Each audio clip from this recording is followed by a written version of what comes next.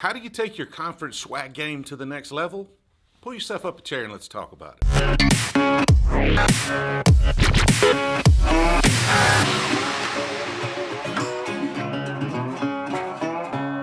Now, this is the first year that we've really planned on exhibiting at some industry conferences, so it's the first time we've put considerable thought and effort into conference swag. My swag shipments are just starting to roll in, so the jury's still out as to whether or not we'll be successful. However, I've spent way too much time thinking about and sourcing swag the last few months, so I figured I'd share my thoughts with you in case it's useful in any way. Let's start with the purpose.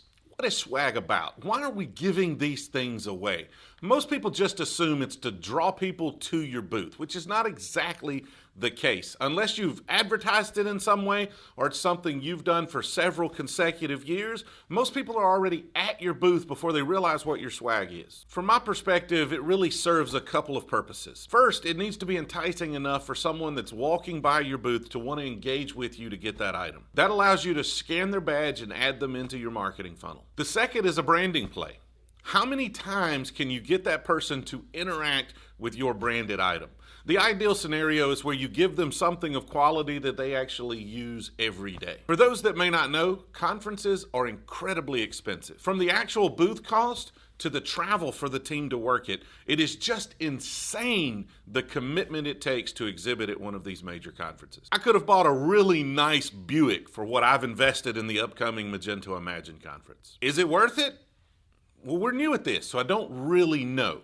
I'm assuming that it's worth it or people would quit spending the money on it, right? Lord, I hope I'm right. I really wanted that Buick. With all of the costs associated, swag is oftentimes an afterthought. There are a lot of folks just phoning it in. Literally calling the swag company, picking something off the assembly line, and let's go. The problem is if half the field has the same swag as you, or it's the same old crap you gave away last year, your odds of meeting either of the objectives I mentioned is severely diminished. There's high likelihood that your minimal swag investment will all end up in the garbage. And what's the purpose of having any swag at that point? I made the decision that I would rather just not buy any swag at all than to buy a bunch of stuff that nobody wants. For my business, I'm always looking for an opportunity to stand out. I've already invested so much. If a few more $1,000 helps me get the most out of this conference, then why not take that chance? I need to have the budget available to do something so unique that people are willing to stand in line to get my swag. And that's not easy to do.